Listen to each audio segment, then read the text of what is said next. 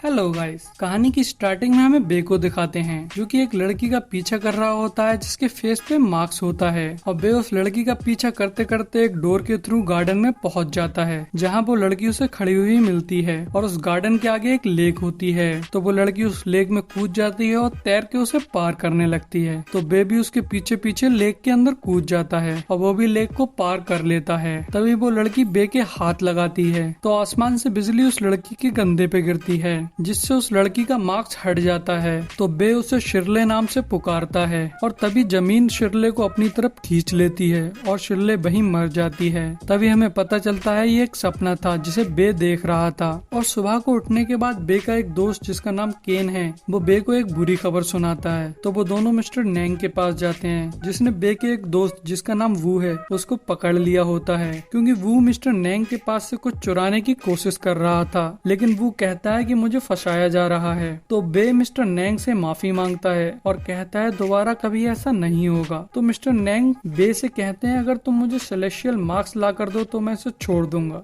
तो बे के पास में और कोई चॉइस नहीं होती है इसलिए वो हाँ कर देता है। जिसके बाद बे और उसके दोस्त सेलेस्टियल मार्क्स के मैप को लेने के लिए ब्लैक मार्केट में जाते हैं जहाँ वो एक मिस्टीरियस सी बिल्डिंग में जाते हैं। तो वहाँ उनका सामना उसी लड़की से होता है जो बे के सपने में थी। तभी बे शिरले को सारी बात समझाता है, मतलब वो के मैटर के बारे में बताता है। तो शिरले उन्हें मैप देने के लिए राजी हो जाती है लेकिन इस कंडीशन पे अगर वो उसको भी टीम ज्वाइन करने दें, मतलब उसको साथ में ले जाएं, तो वो लोग इसके लिए मान जाते हैं। तभी वो चारों लोग अपनी जर्नी एक बोट से स्टार्ट करते हैं और उस बोट पर एक आदमी मास्क लगाकर बैठा होता है जो कि उन लोगों को बहुत अच्छे से ऑब्जर्व कर रहा होता है लेकिन वो लोग उस पर ध्यान नहीं देते हैं। तभी केन वहाँ पर जोर जोर से सिंगिंग करने लगता है। तो बोट का एक आदमी कहता है यहाँ पर शोर मत मचाओ नहीं तो रिवर किंग आ जाएगा। लेकिन केन उस आदमी की बातों को नहीं मानता है। तभी शिरले अपनी वॉच देखती है जिसमें कुछ अजीब सी रीडिंग आ रही होती है। तभी अचानक से उनकी बोट हिलने लगती है। उन्हें लगता है जैसे साइड से किसी चीज ने उनकी बोट पे हिट किया है। लेकिन जब वो लोग बोट से नीचे देखते हैं तो वहाँ कुछ नहीं होता है। और तभी बोट के सारे पैसेंजर प्रे करने लगते हैं रिवर किंग के लिए। तो वे उन सबको कैबिन के अंदर भेज देता है और उसकी टीम अपने वेपन लेकर तैयार खड़ी हो जाती है। तभी मॉन्स्टर फिर से हमला करता है तो शिरले का बैलेंस बिगड़ जाता है जिससे वो नीचे गिरने लगती है। लेकिन सही टाइम पर आकर वे उसका हाथ पकड़ लेता है और उसको बचा लेता है। तभी मॉन्स्टर बहुत स्पीड से आकर बोट को हिट करता है जिससे बोट थोड़ी डैमेज हो जाती है और फिर पानी में वापस चला जाता है। और फिर वो चारों लोग फिर से उसके इंतजार में खड़े हो जाते हैं। तभी वो मॉन्स्टर दोबारा से बाहर आता है और बोट पे जंप कर देता है। तो बे उसके ऊपर जाकर उसे तलवार से मारने की कोशिश करता है लेकिन मॉन्स्टर की स्किन बहुत हार्ड होती है जिसकी वजह से बे की कोशिश नाकामयाब हो जाती है। तभी शिरले उस पे कुछ एरो शूट कर दी है लेकिन उसके एरोस का भी असर उस मॉन्स्टर पे कुछ नहीं होता है। तो वो ये सब देखता है और हीरो बनने की कोशिश करता है। वो मॉन्स्टर को जाकर उसकी चिन पर स्टैप करता है लेकिन मॉन्स्टर उसे वापस फेंक देता है जिससे उसकी कुछ नाजुक जगहों पर चोट लग जाती है। तभी शिरले उस पर एक एक्सप्लोसिव एरो शूट करती है जिससे मॉन्स्टर पानी में वापस गिर जाता है और फिर वो सारे लोग एक साथ खड़े हो जाते हैं। और तभी मॉन्स्टर फिर से बोट पर बहुत तेजी से हिट करता है जिससे वो सारे लोग हवा में उड़ जाते हैं और फिर बोट पर गिरते हैं। तो शिरले कहती है ऐसे तो हम इससे नहीं जीत पाएंगे। तभी बे के दिमाग में एक आइडिया आता है जिससे वो कुछ कपड़े और नेट और रस्सी की मदद से एक ट्रैप तैयार करते हैं। तभी मॉन्स्टर फिर से बहुत तेजी से आता है और बोट पे जंप कर देता है और उनकी ट्रैप में फंस जाता है। तभी वो जल्दी से रस्सी खींचकर उसे लटका देते हैं लेकिन मॉन्स्टर बहुत पावरफुल होता है और जोर लगाने पर उनकी रस्सियां टूट जाती हैं और मॉन्स्टर फ्री हो जाता है और उन पे हमला करने के लिए बढ़ने लगता है। तभी वो मास्क वाला आदमी बाहर आता है और मॉन्स्टर को अपने एक हथियार से इलेक्ट्रिक शॉक देता है जिससे मॉन्स्टर को काफी दर्द होता है और वो वहाँ से भाग जाता है। और वो आदमी कोई और नहीं उनका प्रोफेसर होता है जिसका नाम डॉक्टर सन होता है। जिसके बाद वो उस रिवर को पार कर लेते हैं। डॉक्टर सन उन्हें बताता है गॉडेस ने उस मॉन्स्टर को वहाँ छोड़ा था उनके खजाने की रक्षा करने के लिए। तो वो सोचते हैं जितना उन्होंने सोचा था ये तो उससे भी ज्यादा मुश्किल काम है। तो केन कहता है हमें और मदद की जरूरत पड़ेगी और फिर उनकी टीम को मिस्टर नेंग की बेटी लिंक ज्वाइन करती है जहाँ बे को रियलाइज होता है कि केन लिंक को पसंद करता है। तभी वो लोग सेलेस्टियल मास्क की लोकेशन की ओर चल देते हैं और एक माउंटेन के पास पहुँच जाते हैं और उस माउंटेन के ऊपर पहुंचने पर उन्हें एक टेम्पल मिलता है। तभी वो सारे लोग टेम्पल के अंदर जाते हैं और वहाँ सब तरफ देखने लगते हैं। लेकिन कुछ ही देर में बे को एक हिडन स्विच मिल जाता है, जिसे दबाने पर वहाँ एक रास्ता खुलता है जो कि उन्हें एक बड़े से डोर की ओर ले जाता है, जिसपे एक खास तरह का लॉक लगा हुआ होता है। तो बे उसके की होल में की डालकर उसके मैकेनिज्म को तोड़ने लगता है। अब कुछ देर बाद कोशिश करने के बाद बे उस दरवाजे को खोल देता है और वो उस दरवाजे के थ्रू एक ऐसी केव में पहुंच जाते हैं जो कि आइस से ढकी हुई होती है। और जब वो लोग उस आइस पर चलकर जाते हैं तो वो उस पर नहीं चल पाते हैं।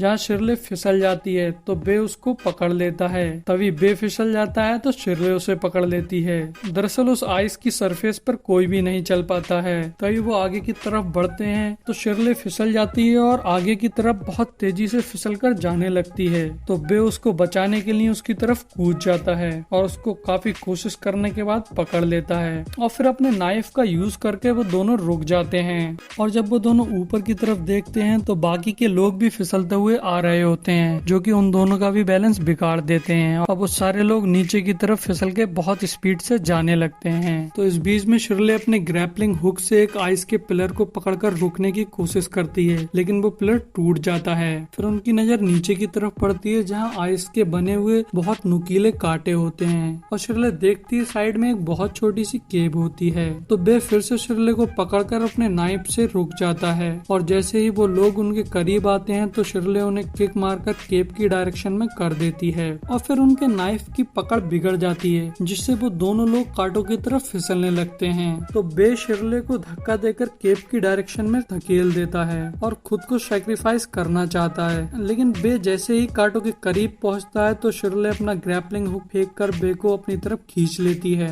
और फिर वो सारे लोग उस छोटी सी केव के थ्रू फिसलते हुए एक दूसरी बड़ी सी केव में पहुंच जाते हैं, जहां अंडरग्राउंड बहुत अजीब से पेड़ होते हैं। तभी उन्हें वहां पर एक बोन मिलती है तो डॉक्टर सन उसे देखकर बताते हैं ये किसी इंसान की है और उन लोगों की आवाज की वजह से कुछ क्रीचर होते हैं जो कि उनकी तरफ खींचने लगते हैं, जिनकी रेड कलर की आईज होती हैं। लेकिन उन सारे लोगों को इस बारे में कुछ भी पता नहीं होता है और वो मैप के हिसाब से उस लोकेशन पर पहुंच जाते हैं जहाँ पर मास्क होता है और उस लोकेशन पर सरफेस पर एक लॉक होता है जिसे बे खोलने की कोशिश करने लगता है। तो शिरले नोटिस करती है कि उनकी तरफ कोई चीज आ रही है तो वो सारे लोग खड़े हो जाते हैं और देखने लगते हैं। तभी हमें उन रेड आइज वाले क्रीचर को दिखाते हैं जो कि दरअसल में वुल्फ्स होते हैं। तो वो लोग उन वुल्फ को देखकर अपने हथियार लेकर तैयार हो जाते हैं और उनसे लड़ने लगते हैं और वो वुल्फ उन पर हमला करने लगते हैं। तो वो लोग उन वुल्फ से अपने आप को बचाने लगते हैं, लेकिन उन वुल्फ की तादाद बहुत ज्यादा होती है तो वो सारे वुल्फ को नहीं मार पाएंगे। तभी वो लोग आग जला लेते हैं जिससे वुल्फ रुक जाते हैं, लेकिन वो आग ज्यादा देर नहीं जलने वाली थी। तभी वे की नजर ऊपर की तरफ पड़ती है जहाँ एक होल होता है और उस पर कुछ लकड़ी के टुकड़े रखे होते हैं। होल से पेड़ की कुछ जड़ें लटक रही होती हैं। तो वे शिरले और लिंक को उन जड़ों से ऊपर जाने को कहता है तो वो दोनों उन जड़ों के थ्रू ऊपर जाने लगती हैं और जैसे ही शिरले बिल्कुल ऊपर पहुंच जाती है तभी वो जड़ें टूट जाती हैं और वो दोनों लोग नीचे गिर जाते हैं और उन लोगों के पास की आग भी बुझ जाती है। लेकिन ऊपर के होल की लकड़ियां हट जाती हैं जिसकी वजह से वहां पर धूप आने लगती है और जैसे ही वो वुल्फ धूप में आते हैं तो उनकी बॉडी वैम्पायर्स की तरह जलने लगती है। तो इस वजह से उन लोगों को कुछ टाइम मिल जाता है। तो शिरले अपनी ग्रैपलिंग हुक को अपने एरो में फंसाकर ऊपर की तरफ शूट करती है जो कि एक पेड़ में जाके फंस जाती है। तभी वो लोग एक एक कर ऊपर की तरफ चढ़ने लगते हैं और उधर सूरज भी बादलों से छुपने लगता है जिससे धूप वहाँ पे चली जाती है। लेकिन वो सारे लोग ऊपर चढ़ जाते हैं सिर्फ बे को छोड़कर और वहाँ धूप ना होने की वजह से वुल्फ्स उस पे हमला करने लगते हैं, लेकिन वो किसी तरह से ऊपर चढ़ जाता है। तो वुल्फ्स का अल्फा कूद कर बे के पैर को पकड़ लेता है तो बे उसको किक कर नीचे फेंक देता है और ऊपर चढ़ जाता है। तभी हमें दिखाते हैं बे के जख्मों पे शिरले दवा लगा रही होती है तो वो देखती है बे के बैक पे एक निशान बन जाता है जिसे देखकर शिरले बहुत डर जाती है। तभी पूरी टीम एक जगह इकट्ठा होती है जहाँ शिरले बताती है कि अब से कई साल पहले उसके पूर्वज एक मिस्टीरियस केव में गए थे जहाँ कुछ अजीब से क्रीचर से उन्हें एक शराब मिला। जैसे ही वो लोग 40 साल की उम्र के होंगे तो वो मर जाएंगे और वो शराब नस्ल दर नस्ल चला आ रहा है। अब ऐसा ही निशान बे की बैक पे आ गया है जो कि सिर्फ सेलेशियल मार्क से दूर हो सकता है पर उसको हासिल करना नामुमकिन है। तभी वो सारे लोग कहते हैं पर कुछ भी हो जाए हम उस मार्क्स को हासिल कर करके रहेंगे। और अगले दिन वो फिर से उस केव में जाते हैं, लेकिन तब जब वहाँ पर धूप होती है तो इसलिए उनके पास काफी टाइम होता है। वो वुल्फ उनसे दूर रहते हैं। तभी वे उस सरफेस के लॉक को खोलता है, जिसके बाद वो लैडर के थ्रू नीचे जाते हैं जहाँ एक और केव होती है। तभी वहाँ जाकर बे एक कैंडल जलाता है, जिसके थोड़े से फॉग से वहाँ एक चेन रिएक्शन स्टार्ट हो जाती है और वो फॉग पूरी केव में फैल जाता है, जिससे वहाँ पर रोशनी हो जाती है और वो केव बहुत खूबसूरत लगने लगती है। तो बे एक्सप्लेन करता है इस केव के पावर सोर्स की वजह से ये हो रहा है। तभी वो लोग आगे बढ़ते हैं तो बे के पैर से एक स्विच दब जाता है, जिससे वो पूरी केव हिलने लगती है। तभी अचानक से कुछ एरोस निकल कर आती हैं, जिससे वो लोग जंप करके अपने आप को बचाते हैं और फिर से आगे बढ़ते हैं। और जैसे ही वो आगे बढ़ते हैं तो एक दूसरी ट्रैप स्टार्ट हो जाती है, जिसमें कुछ बड़ी सी शॉर्ट्स आगे की तरफ से उनकी तरफ आती हैं। तो वो लोग उससे भी नीचे झुककर बच जाते हैं। तीसरी ट्रैप स्टार्ट होती है। कुछ आयरन स्पाइक जिनके अंदर नुकीले कांटे होते हैं वो उनकी तरफ आने लगते हैं, तो वो उनसे बचते हुए भागते हैं और फिर वही आयरन स्पाइक उनके ऊपर से गिरने लगते हैं, तो वो उनसे बचते हुए भागते भागते सीढ़ियों पे पहुंच जाते हैं। और इस बीच में हमें कुछ अजीब से क्रिएचर दिखाते हैं जो कि उन लोगों को देख रहे होते हैं, लेकिन वो लोग उन क्रिएचर पर बिल्कुल भी ध्यान नहीं दे रहे होते हैं। और फिर वो लोग आगे बढ़ जाते हैं तो वहाँ पर एक बॉक्स निकल कर आता है और उसमें सेलेस्टियल मास्क होता है, जिसे बे अपने बैग में रख लेता है। तभी वो लोग पीछे मुड़ के देखते हैं तो उनके पीछे बहुत सारी जाइंट स्पाइडर होती हैं, तो वो लोग उन स्पाइडर से लड़ने लगते हैं। तो बे नोटिस करता है कि स्पाइडर उस पे हमला कर रही हैं जिसके पास में सेलेस्टियल मास्क है। तो बे उस मास्क को लेकर लैडर से अपोजिट डायरेक्शन में भागता है, जिसकी वजह से बाकी सारे लोग लैडर तक पहुंच जाते हैं। तो शिरले उनसे कहती है तुम सारे लोग ऊपर चढ़ जाओ। तो वो सारे लोग सेकंड सरफेस मतलब वुल्फ वाली सरफेस पर पहुंच जाते हैं और शिरले एरो से अटैक कर बे की मदद करने लगती है। तो बे उन स्पाइडर के ऊपर जंप करता हुआ आ जाता है, जिसके बाद वो लैडर के थ्रू ऊपर चढ़ने लगते हैं। तो उनमें से कुछ स्पाइडर अपने बैप से शूट कर शिरले को पकड़ लेती हैं और नीचे की तरफ खींच लेती हैं और फिर वो उसको नीचे गिरा के अपने बैप में लपेट लेती हैं। तभी बे शिरले को बचाने के लिए नीचे कूद जाता है और उन स्पाइडर पर अटैक करने लगता है और शिरले तक पहुंचकर उसके ऊपर से उस बैप को हटा देता है और उसको बचा लेता है। लेकिन स्पाइडर उन दोनों को चारों तरफ से घेर लेती हैं, उनके पास कुछ भी रास्ता नहीं बचता है। तभी बाकी के लोग भी नीचे आ जाते हैं और उन स्पाइडर पर हमला कर देते हैं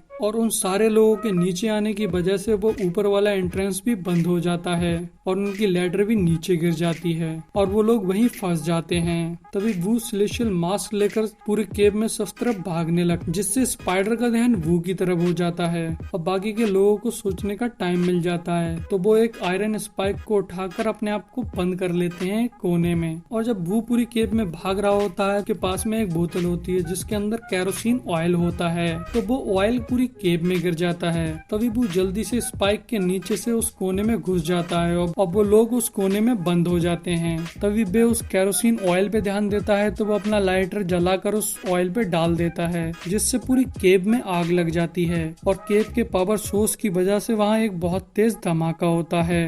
लेकिन आग लगने की वजह से वहाँ की ऑक्सीजन खत्म होने लगती है, जिससे वो लोग समझ जाते हैं कि अब वो लोग ज्यादा देर तक जिंदा नहीं रह पाएंगे। तो वो सब लोग एक दूसरे का हाथ पकड़ लेते हैं। तभी शिरले की नजर उसकी वॉच पे पड़ती है, जिसमें वही रीडिंग आ रही होती हैं जो कि सी मॉन्स्टर के पास से आ रही थी। और तभी वो लोग समझ जाते हैं कि ये हिस्सा नदी के पास में जुड़ा हुआ है और वो मॉन्स्टर भी उनके पास में ही है। तो वो दरवाजे को तोड़ने की कोशिश करने लगते हैं और उधर बाहर की तरफ से वो मॉन्स्टर भी दीवार पर हिट करने लगता है। तभी वो दीवार चटक जाती है और उससे पानी केव के अंदर आने लगता है। तो वो सारे लोग पिलर को पकड़ लेते हैं। तभी वो रिवर मॉन्स्टर एक और बार दीवार पर हिट करता है, जिससे वो दीवार टूट जाती है और पूरी केव में पानी भरने लगता है और साथ ही साथ वो मॉन्स्टर भी केव के अंदर आ जाता है। और जब केव पूरी भर जाती है तो उसका फ्लो उल्टा चलने लगता है, जिसकी मदद से वो सारे लोग रिवर में चले जाते हैं। और लास्ट में बे जब उस केव से बाहर आ रहा होता है